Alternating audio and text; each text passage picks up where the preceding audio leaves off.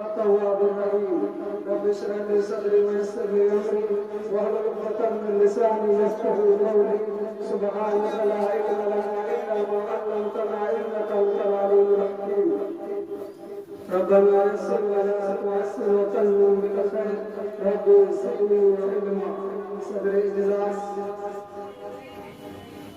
سامعین کرام حضرات دیگر سے آئے ہوئے مہمان جان پردہ نشین ماں اور بہنوں، آج میں نے جس موضوع کا انتخاب کیا ہے اس موضوع کا نام ہے اصلاح معاشرہ۔ ویسے تو ہمارے سماج میں ہمارے معاشرے میں بہت ساری خرابیاں ہیں، بہت ساری برائیاں ہیں۔ ان تمام برائیوں میں، ان تمام خرابیوں میں جو فنڈامنٹل برائی ہے، جو بنیادی برائی ہے، اس برائی کے بارے میں بیان کریں گے۔ برائی نمبر 1، پہلی برائی بدگمانی کیا ہے؟ برائی نمبر 2 جاسوسی کیا ہے؟ برائی نمبر 3 غیبت کیا ہے؟ کسی کے بارے میں خراب خیال رکھنا کیا ہے؟ بدگمانی کیا ہے؟ امام اوزاعی کا نام سنا ہے؟ امام اوزاعی کے گھر میں ایک عورت آئی جو اسی کے محلے کے رہنے والے تھے۔ دروازے پہ دستک دی، امام اوزاعی نے دروازہ کھولا، کہا کہو کیسا ہوا؟ کہا کہ آپ کو بیوی سے ملنا۔ اندر چلی گئی، اس کی بیوی سے ملی۔ امام اوزاعی کی بیوی، امام اوزاعی جس چٹائی پر بیٹھے ہوئے تھے اسی چٹائی کو اٹھا کر لا کر اس عورت کو بیٹھنے کے لیے دے دی۔ عورت بیٹھ گئی، اس کا پیچھے کا حصہ جس کو ہم چولہا کہتے ہیں وہ بھیگ گیا۔ کہنے لگے بہن ذرا دیکھ لیا کرو، دیکھ اٹھ کر کے بیٹھنے دیا کرو، کپڑا میرا ناپاک ہو چکا، اب ہم کیا کریں؟ امام اوزاعی کی بیوی نے کہا کہ اطمینان رکھیے، کپڑا آپ کا ناپاک نہیں ہوا ہے، یہ پیشاب نہیں ہے، یہ پانی ہے، یہ پیشاب نہیں ہے۔ لیکن وہ عورت ماننے کے لیے تیار نہیں۔ اسی کے طرف 3 سال کا بچہ ننگا سویا ہوا، وہ عورت اس بچے کو دیکھ کر کے اس عورت کو اور زیادہ یقین ہو گیا کہ یہ پانی نہیں ہے، یہ پیشاب ہے۔ عورت ماننے کے لیے تیار ہے۔ امام اوزاعی کی بھی بتانا نہیں چاہتے تھے۔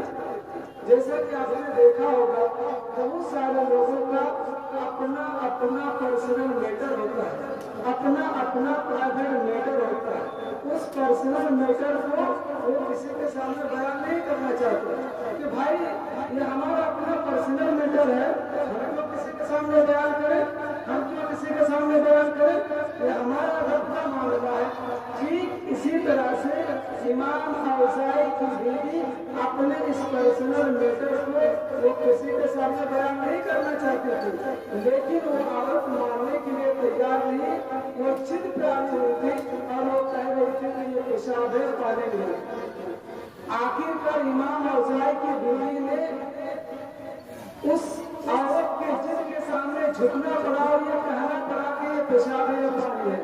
کیا بہن سننا چاہتی ہو تو سنو، اس کو تم پیشاب سمجھ رہی ہو، یہ پیشاب نہیں ہے، یہ پانی ہے۔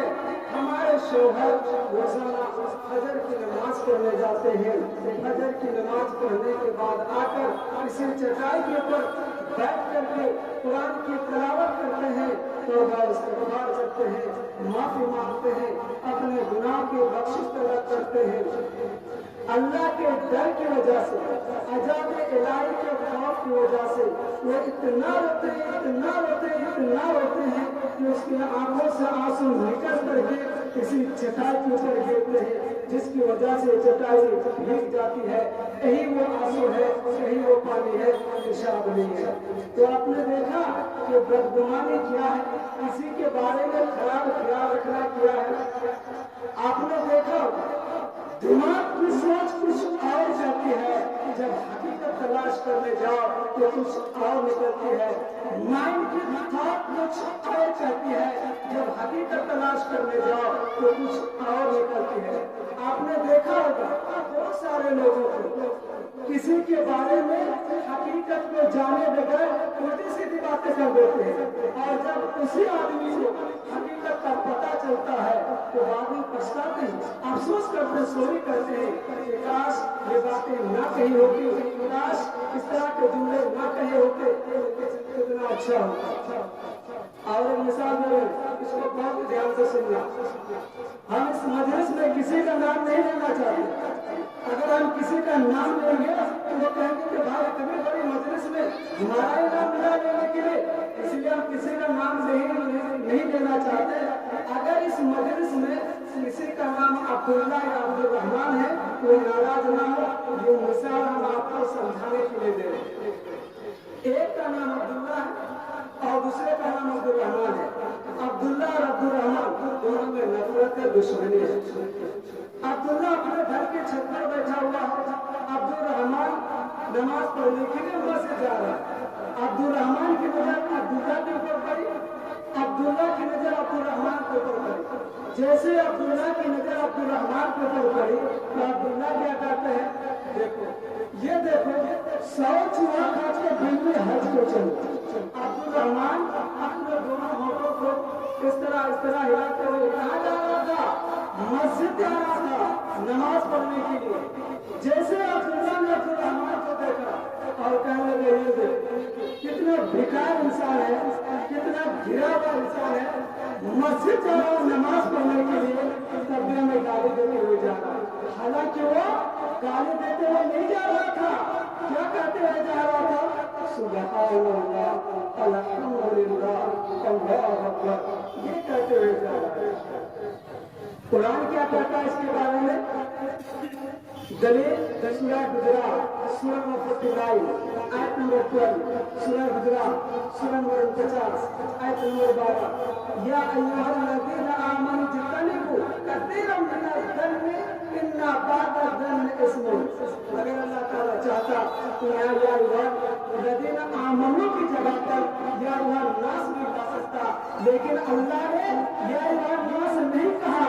और जब अल्लाह ताला या अय्युहन्नास कहता तो मतलब क्या होता, चाहे मुस्लिम हो चाहे गैर मुस्लिम हो, चाहे ईमान वाला हो चाहे बेईमान हो, अल्लाह ने यहाँ पर बाउंड्री बांधी और उस बाउंड्री का नाम क्या रखा, या अय्युहल्लज़ीना आमनू, मतलब ऐ ईमान वालों, अगर तुम्हें एक अल्लाह पर यकीन है, एक अल्लाह को अल्लाह मानते हो, अल्लाह के रसूल को अल्लाह के रसूल मानते हो, कुरान को आसमानी किताब मानते हो, अपने ईमान के दावे में सच्चे हो, तो करना क्या होगा? कुरान आगे जवाब दे रहा है कि जितने वो कसीरम मिनज़-ज़न्नि, बहुत ज्यादा किसी के बारे में बदगुमानी करने से बचो, बहुत ज्यादा किसी के बारे में खराब ख्याल रखने से बचो। अच्छा, कुरान क्यों किसी के बारे में बदगुमानी करने से बचने के लिए कह रहा है? कोई तो वजह होगी भाई, कोई तो कारण होगा। कुरान आगे जवाब दे रहा है, इन्ना बअद-ज़न्नि इस्मुन, इसलिए कि यहीं से गुनाह का दरवाजा खोलता है, कहीं से गुनाह का रास्ता खोलता है, और ये बात बदगुमानी आपको कहाँ लेके जाएगी? गुनाह के रास्ते पर लेके जाएगी। ये बात बदगुमानी आपको कहाँ लेके जाएगी? गुनाह के दरवाजे पर लेके जाएगी। अब बताएंगे ये कौन सी बड़ी बात, ये कौन सी नई बात? भले ही आपकी नजर में नुकसान छोटा हो सकता है, लेकिन कुरान की नजर में ये छोटा नुकसान नहीं है। कुरान की नजर में ये बहुत बड़ा नुकसान है, और इस नुकसान का नाम क्या है? गुनाह का दरवाजा खोलना, गुनाह का रास्ता खोलना। हज़रत उमर रज़ियल्लाहु ताला अन्हु की एक आदत थी कि वो रात के वक्त चक्कर लगाते थे। गौर से सुनना, रात के वक्त चक्कर लगाते थे, ये देखने के लिए कि किसके घर में चूल्हा जला नहीं जला।